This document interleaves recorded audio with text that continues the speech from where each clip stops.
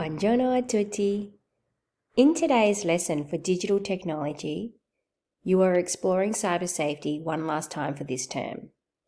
Your learning intention is the same from last week, so you are learning how to continue to be safe online and making sure that you continue to make good decisions when using devices.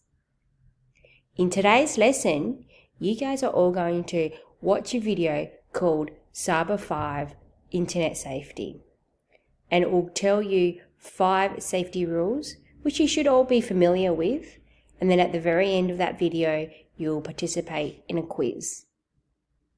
Once you've finished the quiz, Miss Boljarek and I thought you guys would like to play all the different games that you have played with during remote learning. So we've added the links back on, so we know you enjoyed Band Runner, so you can have another go at that.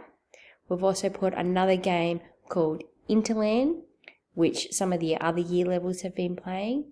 So these games are all based on cyber safety, so we thought being at home doing remote learning, we wanted you to just enjoy the lesson, play the games, do the quiz, and then for your Seesaw activity, you will need to fill in your template.